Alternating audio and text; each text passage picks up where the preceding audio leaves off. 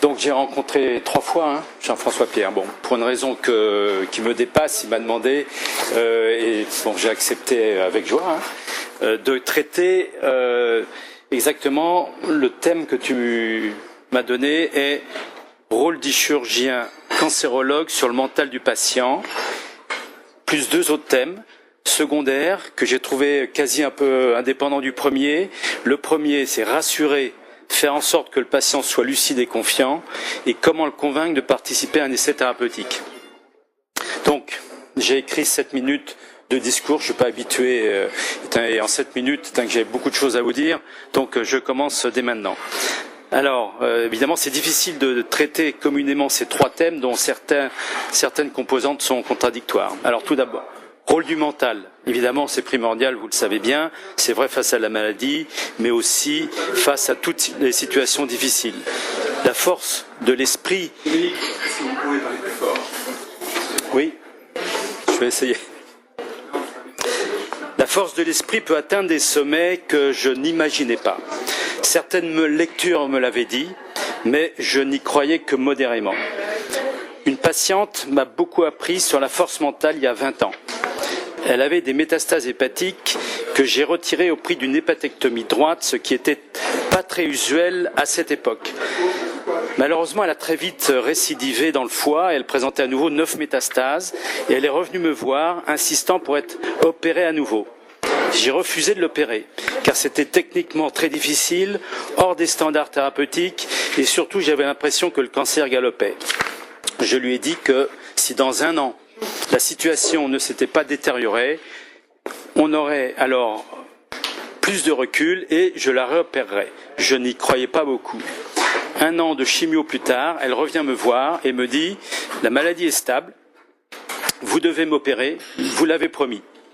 Devant mon peu d'enthousiasme, elle me dit « Ne vous inquiétez pas, docteur, je ne suis pas prête de partir, j'ai une fille de 8 ans et je ne partirai pas tant qu'elle n'aura pas atteint sa majorité ».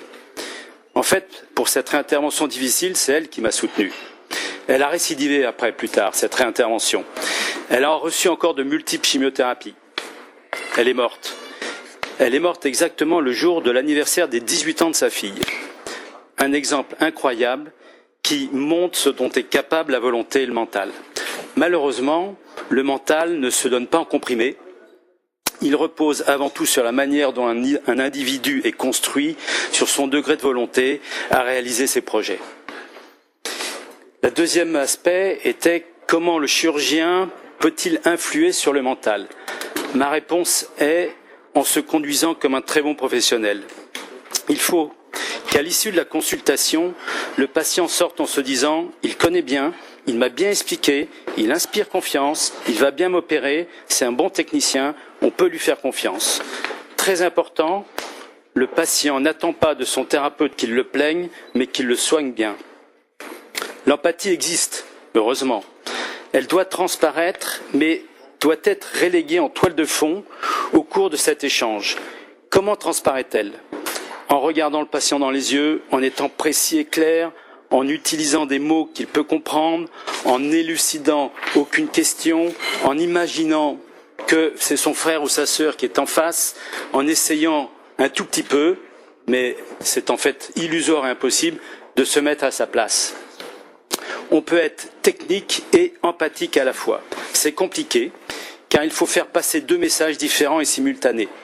Un message scientifique et un message humain, mais c'est possible.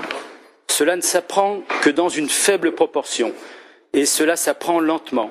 S'il fallait de manière très grossière simplifier les choses, je dirais que les 2/3 de notre structuration mentale et psychique, que les 2/3 viennent de notre structuration mentale et psychique, de notre éducation, c'est-à-dire de notre enfance, de notre adolescence, et 1/3 seulement s'acquiert ou s'améliore avec l'expérience. Un mot sur l'expérience. Elle peut agir dans 2 sens opposés. Au début, elle améliore la qualité des rapports entre le thérapeute qui prend de l'expérience donc et le patient. Avec le temps, l'expérience peut éventuellement devenir délétère si l'accumulation des tours et des détours de la vie, en clair les échecs et les deuils successifs, brûlent le thérapeute. il peut éventuellement couler petit à petit et devenir, pour se protéger, imperméable à l'empathie. À ce moment, il ne reste plus que le technicien froid et pratique. Un chirurgien doit donc avant tout apparaître comme un très bon technicien de la chirurgie. Bon technicien ne veut pas dire automatiquement virtuose. Et pourtant, paradoxalement, l'expérience montre que ceux qui sont clairs dans leur tête sont clairs avec le patient, sont clairs en opérant et finalement sont les plus performants. Le patient demande donc au chirurgien non pas de le peindre, mais de bien l'opérer. Et pourtant, on va toucher ici une sorte de mystère qui est un des plus grands charmes du métier de chirurgien. C'est en parlant de technique qu'il devra arriver à diminuer le stress du patient et à lui apporter du réconfort. C'est finalement en étant très clair sur l'état des lieux, sur les avantages attendus du traitement proposé, ses inconvénients, les complications éventuelles, l'explication des modalités de la chirurgie, ses séquelles éventuelles qu'il rassurera le patient. L'explication claire, logique et factuelle de la démarche, tout en respectant la respiration au sens figuré du patient, c'est-à-dire ses capacités d'assimilation et de digestion de cette avalanche d'informations capitales qu'il déverse, permet le plus souvent de rassurer, du moins en partie. Paradoxalement, mon rôle est de rassurer, mais aussi d'inquiéter. Rassurer en expliquant au mieux la situation et en proposant une démarche positive, car il y a toujours des chances de guérison, même si dans certaines situations elles sont minces. Inquiéter, car dans la vraie vie, les chiffres sont là et on est loin de guérir tous les cancers. Informer le patient qu'il a un cancer évolué, qu'il a une épée de Damoclès suspendue au-dessus de la tête et que l'on ne connaît pas son avenir à moyen terme avec précision est une démarche difficile mais nécessaire. Ce n'est pas facile à annoncer, mais c'est amorcer le chemin incontournable des interrogations, des doutes que le patient doit prendre. Ce douloureux cheminement est appelé travail de deuil par les psychologues, c'est vous dire. Ce chemin, il faut le prendre tôt et le suivre à son rythme, et alors il sera bénéfique. Ceci est ma vision des choses et ressemble à une théorie. Dans la vraie vie, on sait que seuls environ 20% des informations délivrées au cours de cette difficile et longue consultation vont être bien comprises et retenues par le patient. Et ces 20% sont éminemment variables en fonction du profil du patient. Le polytechnicien ne retient sûrement pas la même chose que l'agriculteur, celui dont le père est décédé d'un cancer similaire à celui qu'il présente maintenant, a une perspective différente de la maladie de celui qui est naïf, neuf devant cette maladie. Le chirurgien qui consulte alors qu'il a une rage de dents ou qu'il sort d'une intervention très difficile est-il dans sa meilleure forme pour dialoguer de vie et de mort avec le patient? Tout cela est bien compliqué et montre qu'on est tout simplement des hommes. En définitive, rassurer le patient, oui, mais non, du moins que partiellement. Finalement, avec le même discours, on rassurera un optimiste et on inquiétera un pessimiste. Le dernier aspect que m'a demandé de traiter Jean-François, c'est convaincre le patient de rentrer dans un essai thérapeutique, et c'est une bonne chose. Et donc, je répondrai habituellement oui pour le patient et très clairement oui pour la société. Oui pour le patient.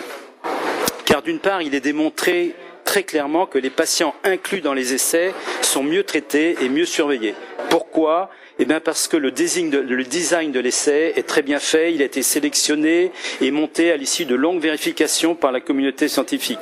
Le plus souvent, il compare le meilleur traitement connu à un nouveau traitement pour lequel il y a pas mal d'arguments précliniques pour penser qu'il peut se montrer supérieur au meilleur traitement actuel.